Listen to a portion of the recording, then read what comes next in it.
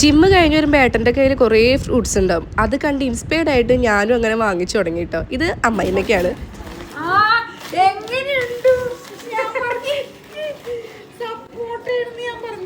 അമ്മയ്ക്ക് സപ്പോർട്ടെന്ന് വെച്ചാൽ ഭയങ്കര ഇഷ്ടമാണ് കേട്ടോ. അതിൻ്റെ ഒരു സന്തോഷപ്രകടനമാണ് കാണുന്നത്. ഇന്ന് ഞാൻ ഭയങ്കര ടയേർഡായിരുന്നു.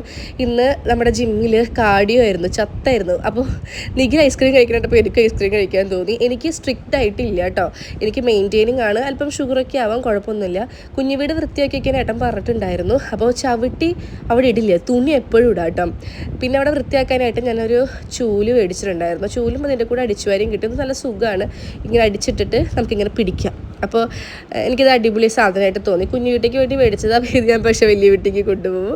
നമ്മളിവിടെ ചവിട്ടിടുമ്പോഴത്തെ പ്രശ്നം എന്ന് വെച്ചാൽ എപ്പോഴും ഇങ്ങനെ സ്ലിപ്പായിക്കൊണ്ടിരിക്കും. ഇവിടെ ചവിട്ടി ഇട്ട് കഴിഞ്ഞിട്ടുണ്ടെങ്കിൽ മുറ്റത്തായിരിക്കും പിന്നെ ചവിട്ടി എടുക്കുക. അപ്പോൾ ഇതൊരു ഡബിൾ ടാപ്പാണ്. ഇത് ഡബിൾ സൈഡ് ആയതുകൊണ്ട് ഇതിങ്ങനെ ഒട്ടിച്ചിങ്ങനെ വെക്കാൻ പറ്റും കേട്ടോ.